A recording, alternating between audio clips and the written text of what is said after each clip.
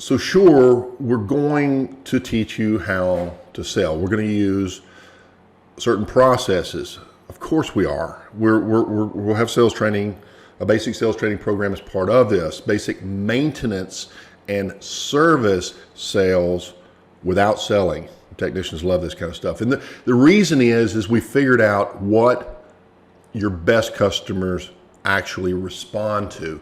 And it's not enough to just communicate these things to them. They have to be communicated in a way that they understand. And then there has to be an open door for a connection to be made. This is where the trust comes from. So we get to all that later, but it's much, much more powerful if you cover these things here. So let's go back to step 5 again. We were talking about this the other day. Your irresistible company elements. Now, I generally don't go into the actual training, but this is a little snapshot on a section we call the bridge. And it's just a really easy way to understand what it is that we're doing here. So if your customer's state beforehand is fear, apprehension, and they may not act fearful, but they're secretly afraid of making a bad decision. And there's a number of things that they're concerned about as they cross these shark-infested waters over into their happy end result. Now, what we want your customer to perceive your company as is the bridge. And they won't perceive it as the bridge unless certain reasons are satisfied within their mind. What are those reasons? And that's what we go back and actually determine, because there's certainly logical reasons, all the things that you've learned in your business. I mean, you know why your work is superior, but getting your customer to understand that is very difficult because they process information differently. And I'm not talking about just the different personality types. That's communication. We're talking about right brain, left brain, deeper intuition that is satisfied. This is brilliant stuff. So ultimately, you'll depict your competition as just being, offering an unstable boat ride across these shark-infested waters, and that they may get what they want, they may not, versus you as the stable, guaranteed option to get them exactly what they want. And so that's part of the strategy here in packaging your company in a way that when you actually go and you sell, the customers get this, and you're not playing this game of trying to convince them, trying to explain why you're worth more money, trying to overcome these objections. Objections, any salesperson will tell you, need to be handled early in the process. Okay, so what we've done early in the process so that you're not there at the end of the sales interaction trying to overcome these objections that should have been satisfied prior to. Now, what we've done is we've given all these reasons emotionally, consciously, and logically, but subconsciously, and we've overcome these fears, pains, apprehensions, all of the things that we discovered here, and we do it in a unique way that is not only different and irresistible, but is comfortable, makes sense. Because the human brain is attracted to what is new and different, but it always reverts back to what is comfortable and what is safe. So you have to have that balance. And so as we put these things together, this is the synergy. 1 + 1 + 1 equals 50, or whatever it ends up being, as being much more compelling to do business with you and pay a little bit more, a lot more, in order to get there. And of course, your culture is a huge part of this. We cover how to attract quality, the right type of employees for your company, ones that are going to stay, ones that are going to continue to and do the things that you want done in a way that your customers have gotten used to. Okay, so we have to go through the first segment before we even get to the strategy. Okay, we have to go through these things, and we're always looking for, we're looking for your blue ocean. If you're not familiar with this, We're looking for how do we differentiate you instead of putting you in these shark-infested waters with your competition.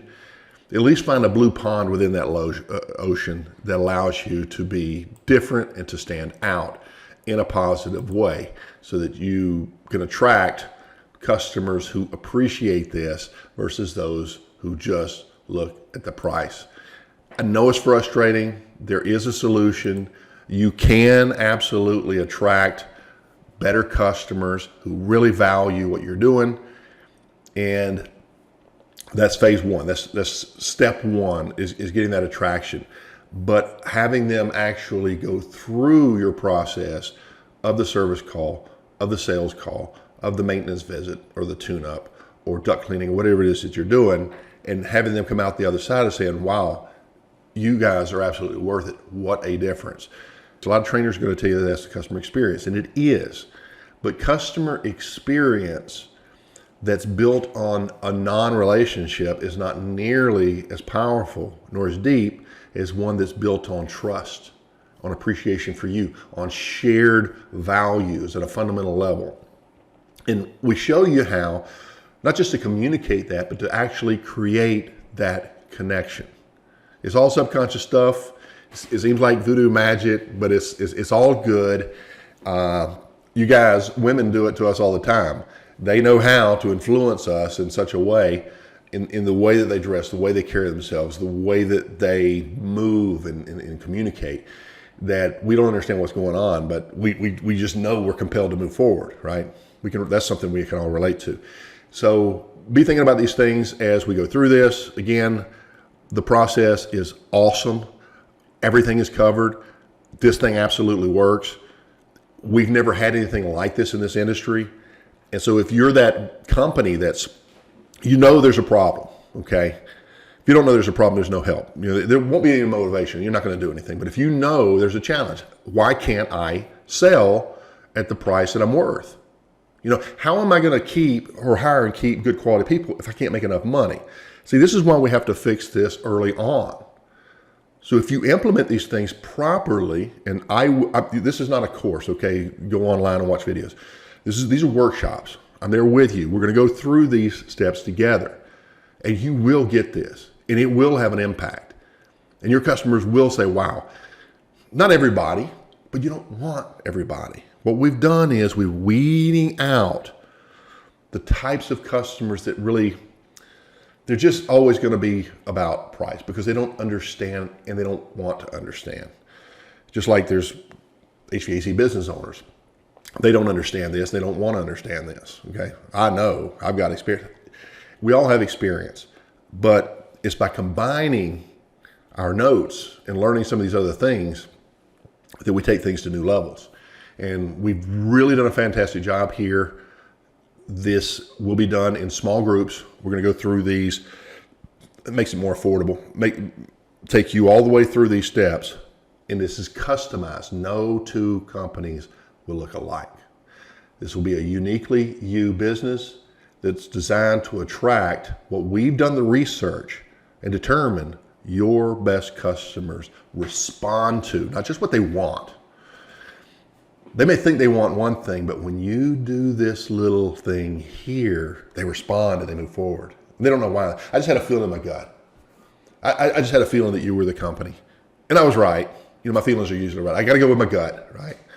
And so if you can't create that feeling, they're going to want to sleep on it. They're going to think about it. They'll get back with you. These are all signs that you didn't get the job done.